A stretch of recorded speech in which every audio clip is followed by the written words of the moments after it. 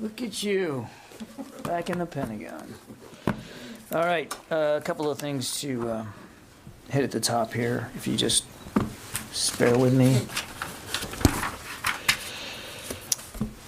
Today, all of us here in the department want to remember and honor 4 U.S. Marines who were tragically killed in a training flight crash south of Bodo in Norway, where they were supporting Exercise Cold Response 2022. Captain Matthew J. Tomkevich of Fort Wayne, Indiana, Captain Ross Reynolds of Leominster, Massachusetts, Gunnery Sergeant James W. Speedy of Cambridge, Ohio, and Corporal Jacob M. Moore of Catlettsburg, Kentucky, were all assigned to Marine Medium Tilt Rotor Squadron 261. Numerous NATO allies and partner nations have offered an outpouring of operational support during and following this terrible crash. We are grateful for their efforts and professional commitment to these long and enduring relationships. The Marine Corps did assist the Norwegian-led recovery effort. The deceased will be reunited with their families through a dignified transfer in coming days. And of course, the cause of the crash is currently under investigation. The Secretary had a chance to speak directly with the Commandant of the Marine Corps, General Berger, this morning to express not only his personal condolences, but the condolences of everybody here at the department, and to pledge whatever support the Marine Corps and these Gold Star families, as well as their fellow Marines, might need going forward as they deal with this incredible loss. So again, our thoughts and prayers go out to all of those affected by this, but most particularly the family members of these four air crew. On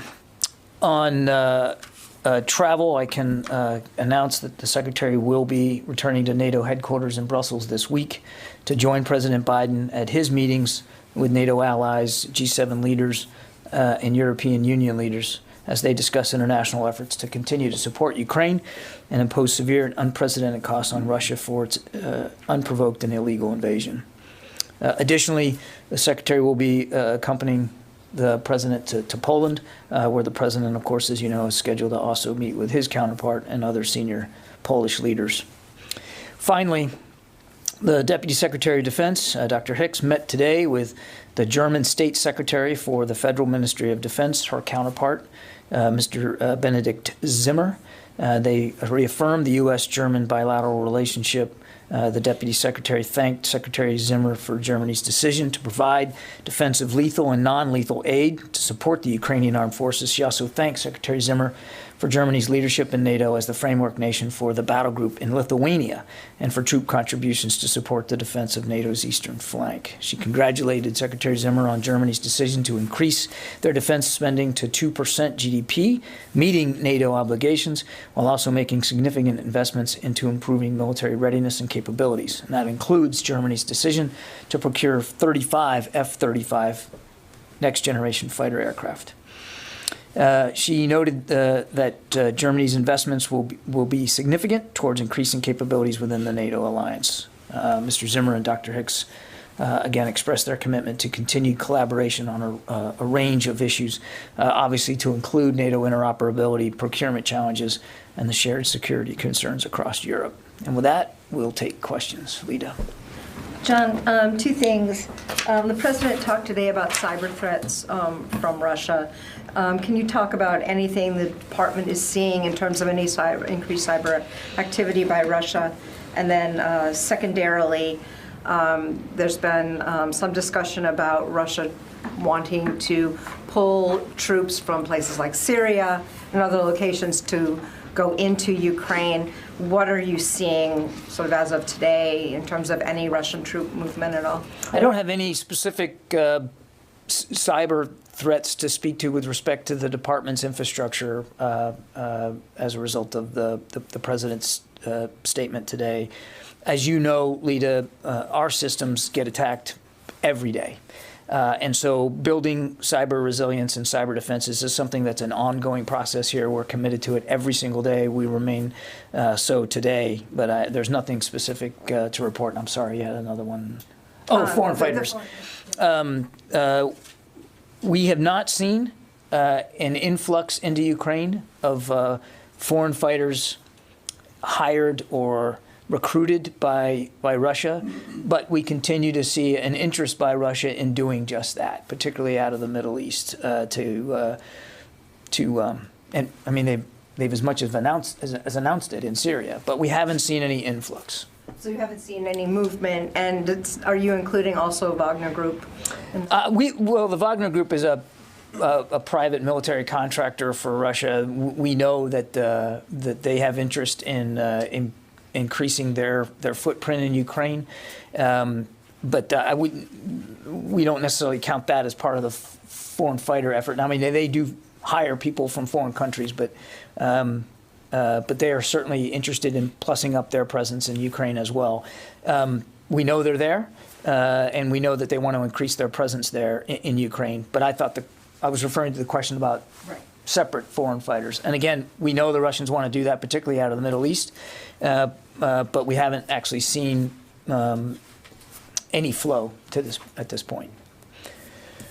Yes, Sylvie. Thank you. The secretary last week was visiting Slovakia to try to see if they could give some S-300 to Ukraine. Did you make any progress in finding some missile defense for Ukraine in the last few days? Well, I want to set one thing straight. He wasn't going to Slovakia to press them to give S-300 missile systems. We went to Slovakia because they're a key NATO ally, and they're obviously in a strategic location with respect to what's going on to Ukraine, and they have a great interest in making sure that because they are on NATO's eastern flank, that the United States and NATO writ large remains committed to protecting that eastern flank. That was not. It wasn't a shopping trip for the secretary. You heard the defense minister after their meeting talk about their willingness to perhaps consider that, and you heard the secretary say that he'd be willing to stay in discussions with Slovakia about what that could look like, and if and whether there ought to be some sort of offset capability provided to Slovakia. You saw even last week while we're on the trip that Germany announced that they were going to provide one Patriot battery to Slovakia. So these are ongoing discussions that we're having not only with that nation but many others about how to provide Ukraine the kinds of defensive capabilities, to include long-range air defense that we know that they're comfortable using, they're trained on, that they already have in their inventory, and whether that can be bolstered. So these are active consultations. I don't have any specific arrangements to speak to today that the United States is involved in, but we are obviously actively involved in those conversations going forward. How fast do you think you can provide such defense to Ukraine? You mean long range? Yes. Yeah. Well, again, we'd like to do it as fast as possible, but these are obviously sovereign decisions that other nations have to make. These are systems that they're employing for their own defense, and so they have to think through all the permutations about whether or not they can provide that and how fast they can, and if there's an offset, how fast can that offset be provided? I mean, there's a lot that goes in here. Obviously, we're all mindful of the clock, and that Russia is intensifying their bombardment and long-range fires on cities and population centers throughout the country. So we're having these conversations literally actively every day at various levels, not just at the secretary's level, but at other levels here at the department. Yeah. John, on Saudi Arabia is in a tough situation currently as their oil facilities are being targeted by missiles. We heard that the United States provided Patriot batteries just recently to Saudi Arabia. Can you please walk us through the new deployment? Can you confirm this new deployment? No, I'm not going to. I can't confirm that deployment. As we've talked about many times, we're committed to helping Saudi Arabia defend itself against very real threats to their territory and to their people coming out of Yemen. We're in constant discussions with the Saudis about this threat environment, and always looking for ways to continue to help them defend themselves. But I've got nothing to say with respect to that press report. Yeah. Hi, John. A defense official earlier today talked about how Russia has been escalating the air war and is launching as many as 300 sorties a day now in the last 24 hours. Is this a new phase in their invasion of Ukraine? And do you think that, or I guess my question would be why? Do you think that there are additional sorties being launched? Is it because their convoys are still basically stuck miles outside of the city? What else are you seeing in the air to show that maybe this might be a new phase? Yeah, I can't speak to the Russian air plan here, and I'm reluctant to get into a discussion about phasing here on their part. But let me just back up and tell you what we think we're seeing here. We're on day 26. The Russians have clearly not achieved many or almost all of the objectives that we believe they were setting out to achieve. Clearly, and we said this from the beginning, Tara, that they wanted to get after population centers so that they could take control of key ports, key cities, key government institutions, and supplant the government of Ukraine with one more friendly to Russia, and then basically, over time, erase the sovereignty of Ukraine. When you look at what they've managed to do in 26 days, it's not that impressive. We believe that they're in control of Kherson, but even in Kherson, over the course of the last 48 hours or so, the Ukrainians launched a counterattack to go after them in Kherson. And we know they moved up that coast towards Mariupol, so we assess that they're in control of a town called Berdyansk, but Mariupol hasn't fallen, and the Ukrainians are fighting, as you all have seen very, very easily for yourselves, how bravely they're fighting to defend that city, that very key port city.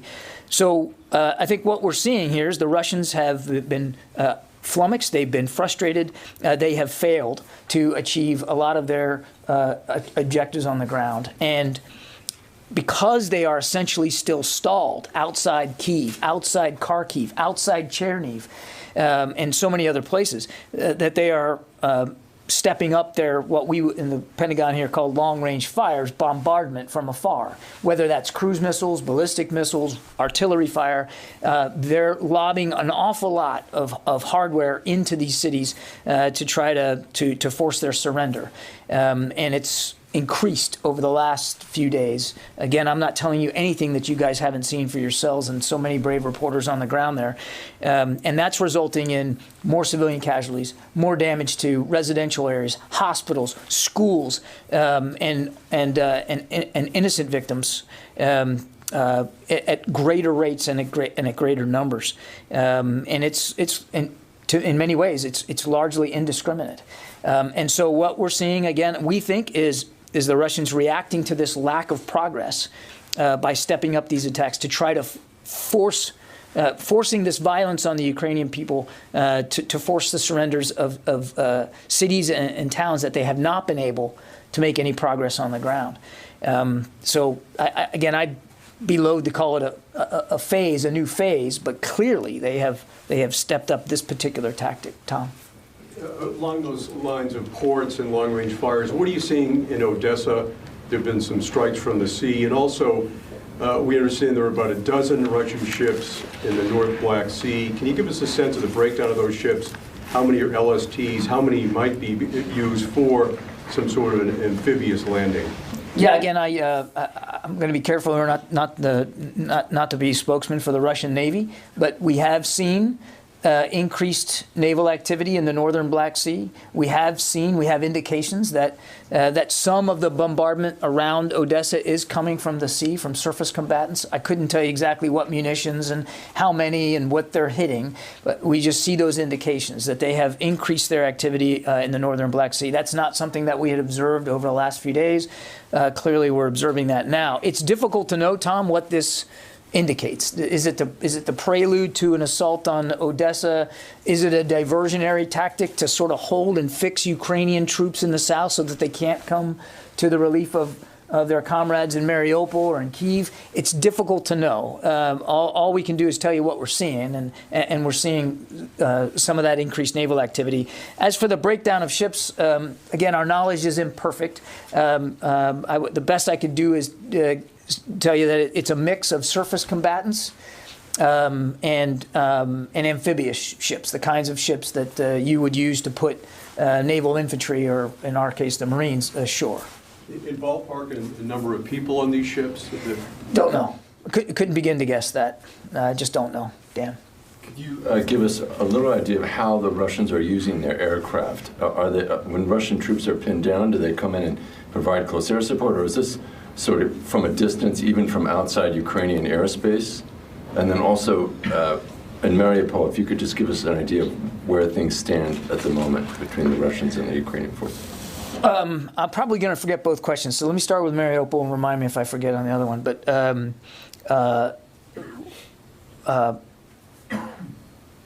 the Ukrainians are very much defending Mariupol.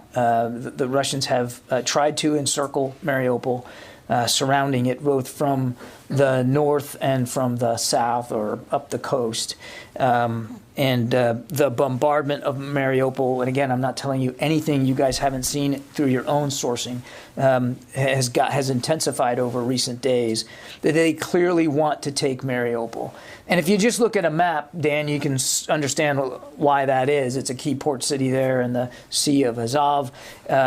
It's a link between the Donbass area and Crimea, and it could also be used if they want to squeeze off eastern Ukraine and to try to prevent Ukrainian armed forces from their own flexibility and maneuverability. You can see why Mariupol might be of interest, but the Ukrainians are defending it bravely and have been able to stymie the Russians' efforts to take it.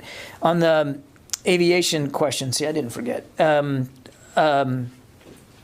I want to be careful not to speak for a Russian air plan that we don't own, and we don't have perfect visibility in it.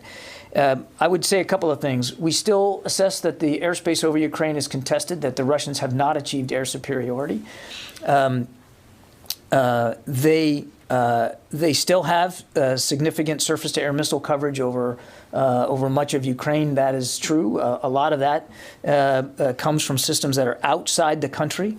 And I would say the Ukrainians have been extraordinarily effective at preventing the Russians from achieving air superiority by the agility and the nimble way in which they are marshaling their own air defense resources. And that includes everything from aircraft to surface air missile systems, both short range and long range.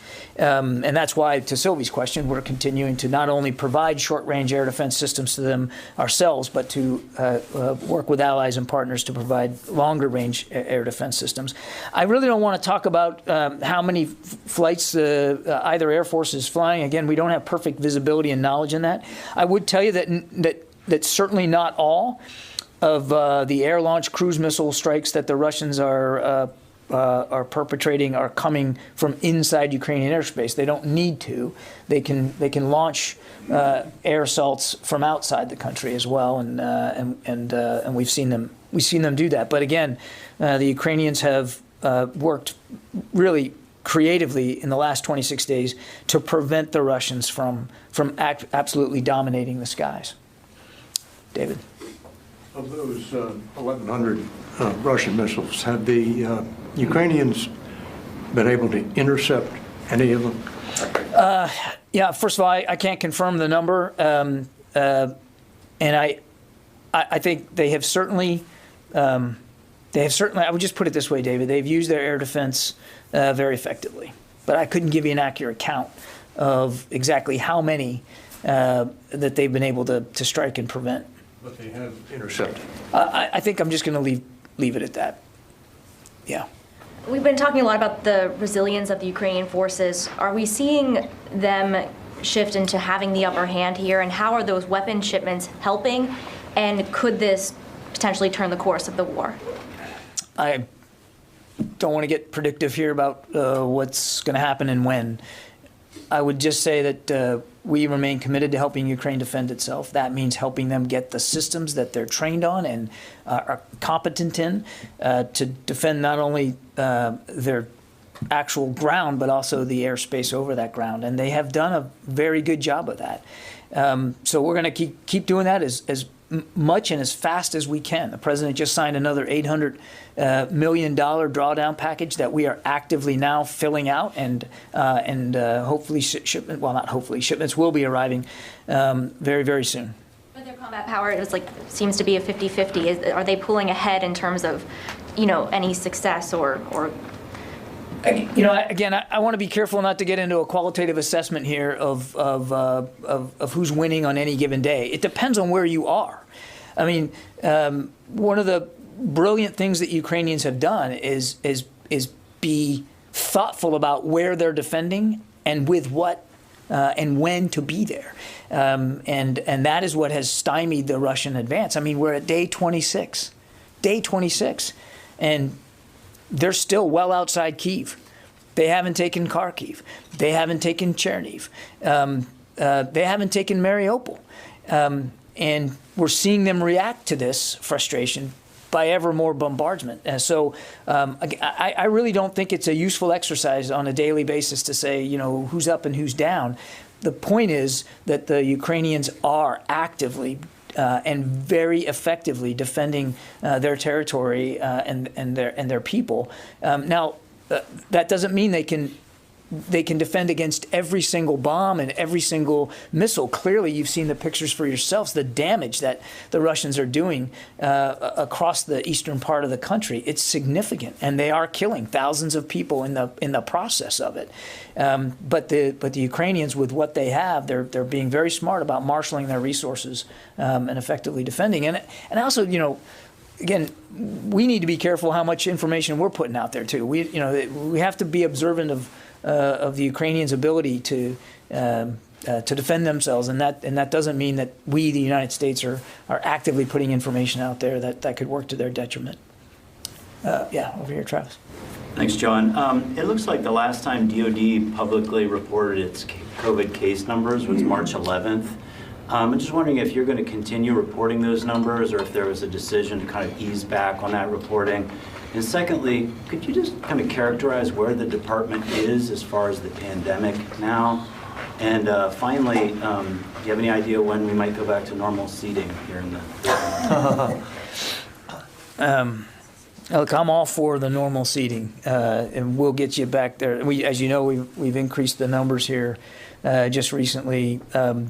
We're still in a heightened health condition here at the Pentagon, so we're still trying to observe a measure of social distancing here in the briefing room. But look, I'd love nothing better than to get back to normal and off of calling people on the phone, and we'll do that, believe me, as soon as I can. But as for the COVID cases, there's been no decision not to report or to slim down the flow of information. I can tell you that as of the 11th, I mean, we've had, and that's our last update, and I think it's out there publicly. We've had more than 608,000 cases. We've had just over 680 total DoD deaths. That includes military, civilians, dependents, and contractors. As of the 16th of March, we're still working to get shots in arms. We've administered more than 7 million shots in arms. I can give you the breakdown of all the services here as of 16 March. I won't give you the numbers, but we can certainly do that after the briefing. But active duty personnel with at least one dose administered now is at 97.7%. Active duty personnel that are fully vaccinated stands at 92.15%. And the total force, this is reserves and guard as well, at least one dose stands at 93.8%, and the total force fully vaccinated is at 77.7%. So, I mean, we're still working on this very, very hard. And again, there's been no decision not to share that information. Is there a feeling that we've made it through the worst, and like how much caution is there for the potential of another wave? Yeah, nobody's doing any spiking of any footballs here. We know this pandemic is still ongoing, that the virus is still dangerous and deadly, because we still are reporting, it's much smaller numbers, but we're still experiencing deaths because of COVID. So we're watching this every single day, and we're we're not afraid to make adjustments. Just recently we relaxed a little bit. None of you are masked today, and we put more seats in the briefing room. But it wasn't long ago when we asked you to be masked in here, and we only had like 8 seats in here. So we're gonna keep adjusting as things change. Obviously, we all share everybody's desire to get back to normal and to get to a post-pandemic life, but we have to keep taking it seriously. Yeah, in the back there. Hey, John, good afternoon. We know through the readouts that came out Friday that both President Biden as well as China's president spoke a lot about Taiwan during their call. I'm just curious, since the invasion by Russia, have you seen any change in China's military posture towards Taiwan? And also, I don't know if you saw over the weekend, the Chinese ambassador to the U.S. said that China could be part of the solution, not the problem, to what's going on overseas. I'm just curious, have you seen any efforts on their part to do just that, to be part of the solution? No changes specifically with respect to Taiwan to speak to. Obviously, nothing's changed about our one China policy, and our efforts and our intention to continue to help Taiwan with its self-defense needs. I took note of the ambassador's comments over the weekend as well. Certainly, should they have a sincere desire to help bring an end to this war, they would find the United States to welcome that. We just haven't seen that yet. The Chinese military spokesperson called the decision of the Ralph Johnson to go through the strait as provocative. Any response to them, sir? International waters.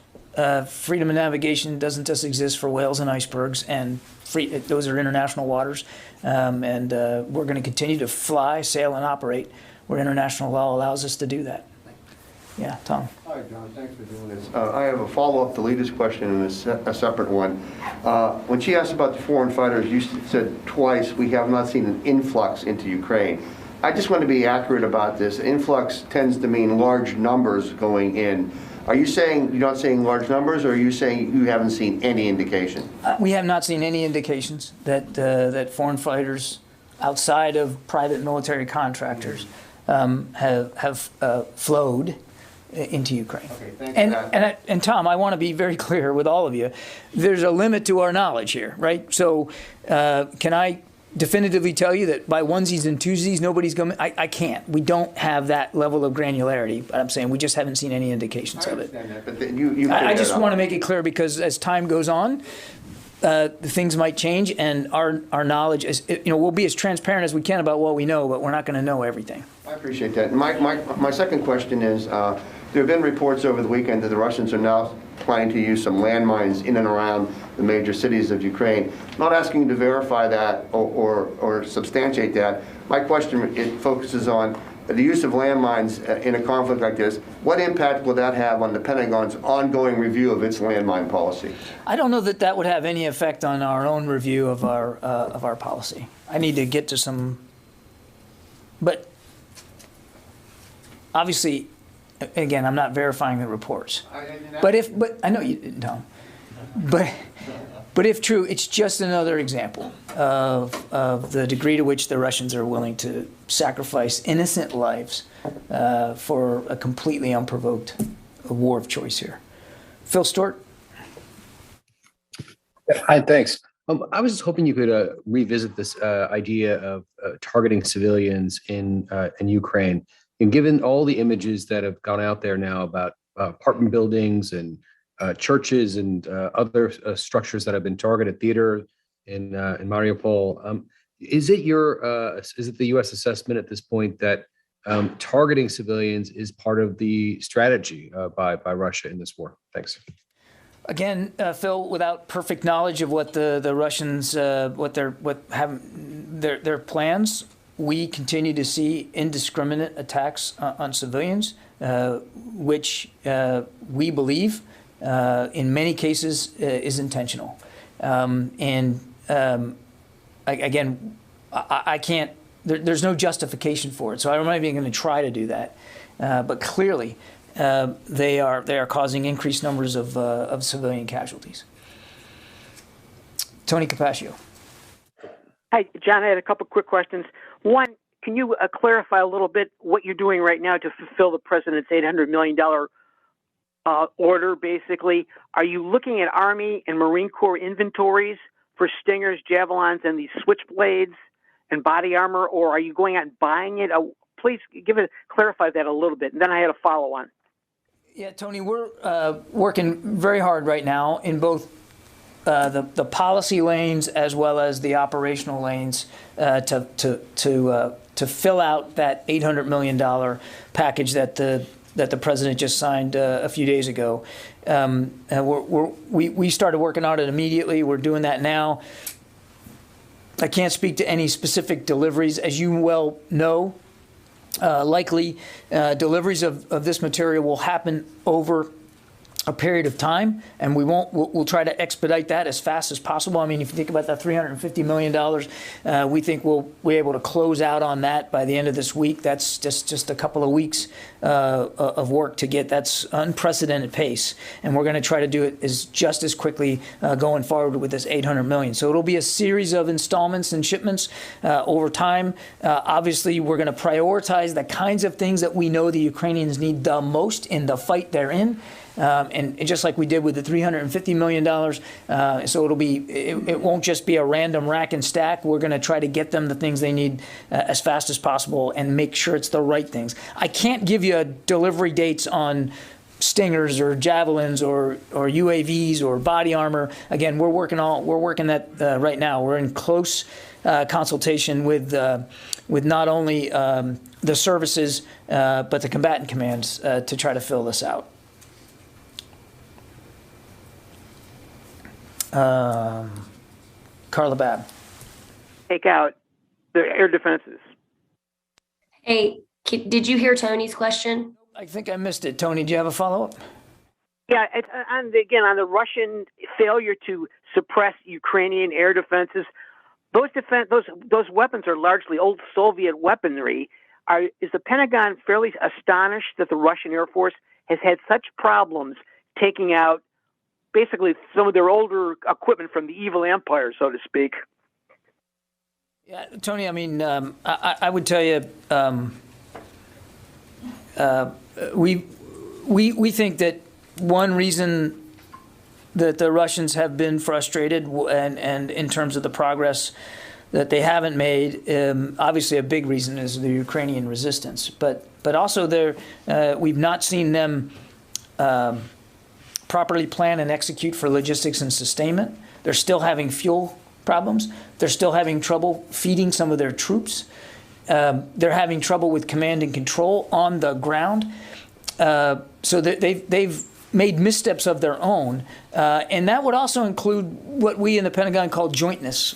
We don't see a level of integration between their air forces and their ground forces with any level of efficiency. And I would say the same for maritime, although we haven't seen a lot of maritime activity. We were talking about some increased maritime activity today. It appears as if a lot of these operations are being conducted in silos, not necessarily integrated across the force. Carla? Hey, thanks. Sorry. Really quickly, just to follow up on Phil's, your comments to Phil, you just said that you saw indiscriminate attacks on civilians, which the U.S. believes is intentional. Well, there'll be further repercussions to Russians in addition to sanctioning them and supplying the Ukrainians after Russia invaded Ukraine. Will this new, intentional attacking of civilians come with additional repercussions to the Russians? That's question number one. And I'm sorry for my lost voice. Question number two, is the S-300 in Ukraine? And then question number three, has the U.S. been discussing with Turkey about sending an S-400 to Ukraine? All right, on repercussions, I'm not going to get ahead of where things are. We certainly see clear evidence that Russian forces are committing war crimes. And we are helping with the collecting of evidence of that. But there's investigative processes that are going to go on, and we're going to let that happen. We're going to contribute to that investigative process. As for what would come out of that, that's not a decision that the Pentagon leadership would make. I'm not going to talk about specific systems that are in Ukraine, and I think you guys can understand why we wouldn't do that. The operational security matters to the Ukrainians right now. They're they're fighting for their country. And the Pentagon is not going to be detailing publicly the tools with which they are doing that. So I'm not going to talk about specific systems one way or the other. Mike Brest. Thanks for taking my question. The conversation about Ukraine's biolabs really began during Undersecretary Nuland's testimony on the Hill. And during her testimony, she mentioned that the U.S. was concerned that Russia could target these labs. Has the Pentagon seen any evidence of that? I don't have any indications to speak to today that there's been specific targeting of the biolabs that were in Ukraine. No. Let's see, Heather from USNI.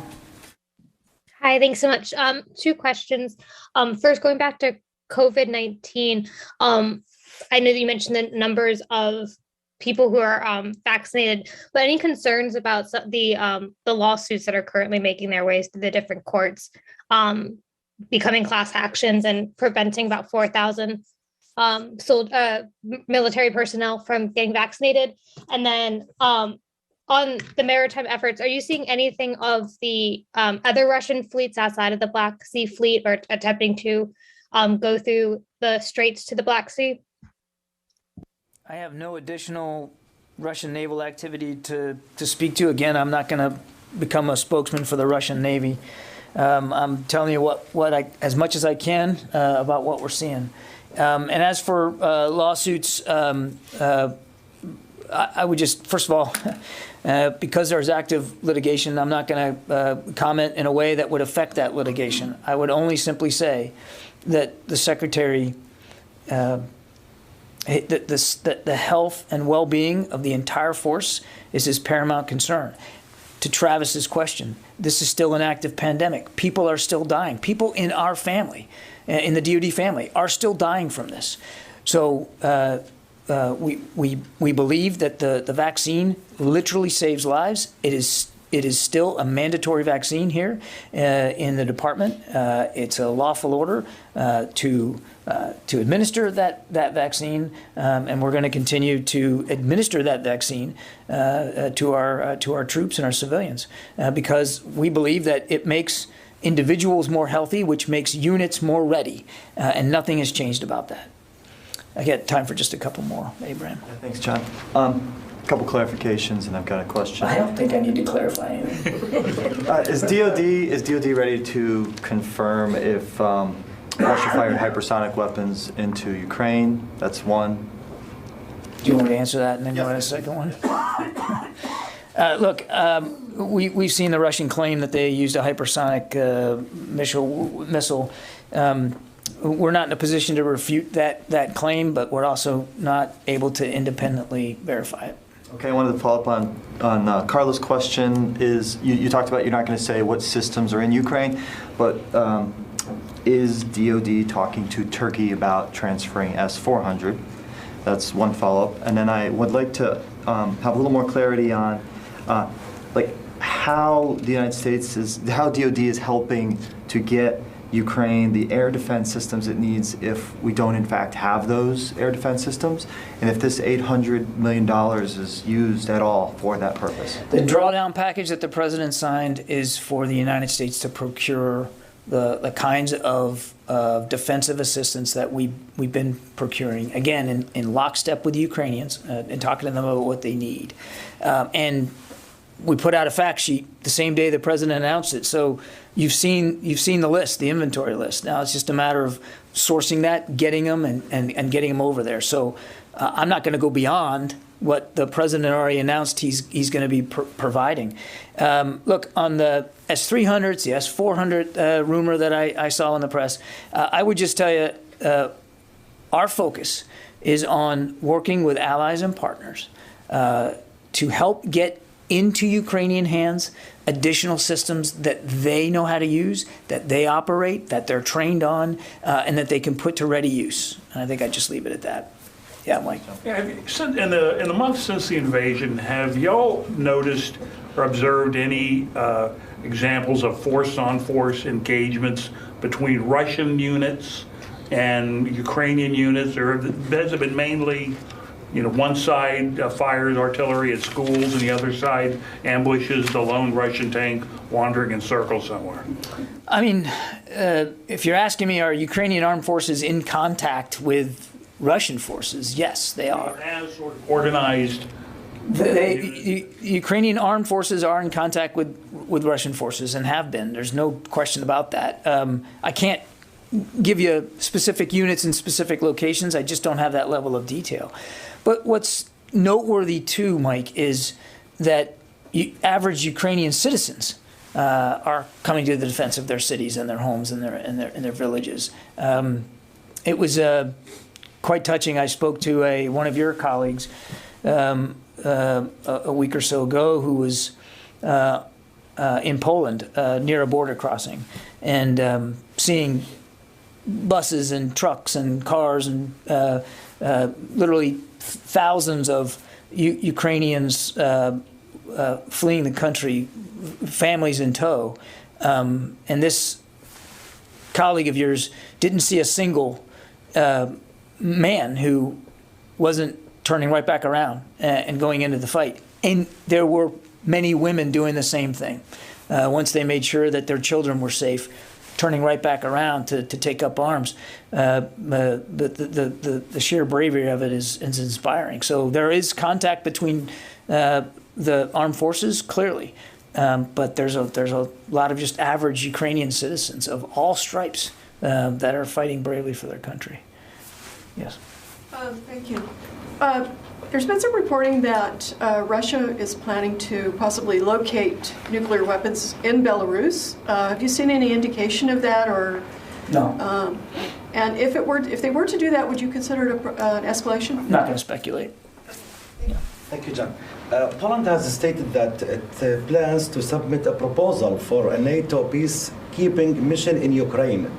Does U.S. support that? This is the first thing. The other thing, what's your position if these troops included NATO troops without U.S. troops being involved?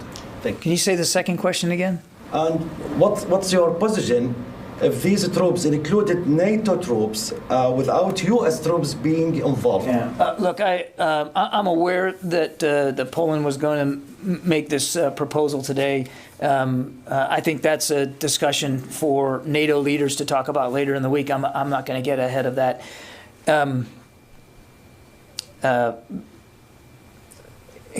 It kind of goes without saying, but I'll say it anyway. I mean, there shouldn't be a need for a peacekeeping force because there shouldn't have been a war of choice by Mr. Putin, and he can end it today by negotiating in good faith and getting his troops out of Ukraine and stopping the killing and the death and destruction that he and his forces are responsible for.